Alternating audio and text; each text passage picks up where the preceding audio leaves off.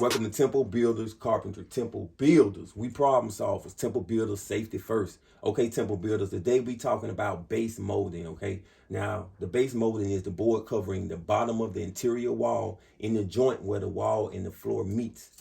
If you look at my example right here, I got a 1/2 inch gap right here for my drywall. If the drywall is done correctly, you'll have a 1/2 inch gap at the floor. That's for when your framing expands and contracts, it won't crack your drywall, okay?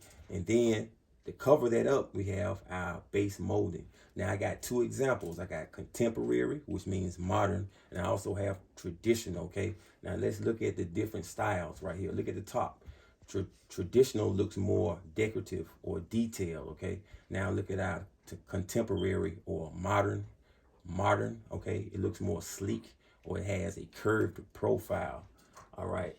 Now, base molding is installed after the door casing has been nailed in place. Now, if we look right here, this is our door casing, okay?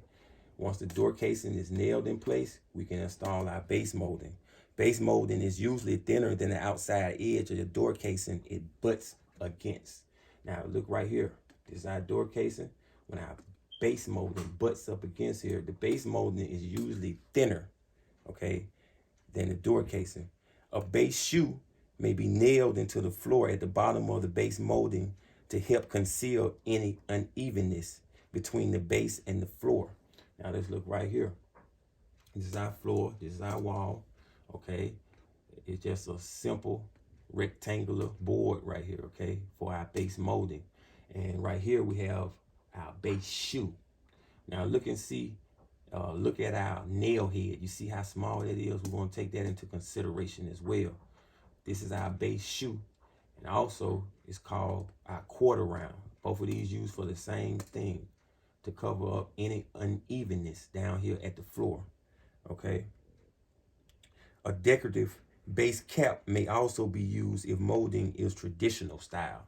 So we can add a base cap up here if we need to.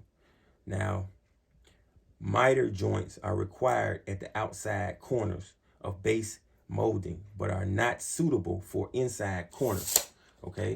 If I point my fingers like this, that's an outside corner. If I come in with it, okay, inside corner, okay? Now, at the inside corner, miter joints tend to open when being nailed. That's what you gotta take in consideration, okay? So, let's say we got our inside corner. Okay, this is an inside corner. We see this over here, this corner right here. That's an inside corner. Okay, now when you're nailing your base molding in an inside corner, the base molding tends to open up at the joint. Okay. At the inside corners, miter joints tend to open when being nailed. Later, shrinkage of the wood also may cause inside corner miter joints to open. So you got shrinkage as well, all right?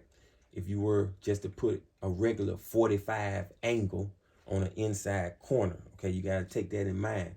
So that's why you wouldn't just use a regular angle for your inside corner. You can do it for your outside corner, okay, but not your inside corner. For this reason, a coped joint is recommended for inside corners. Now, I'm going to go over a coped joint in a later video, okay? One piece is coped to the shape of the piece it fits against, all right? Now, before we leave, I want to talk about these nails right here, okay? You can see right here, you see how your base look, okay? Your base and your shoe, these small nail heads right here, okay? You're not using nothing wide like that. You see that? You see, I think this is a 8D, okay?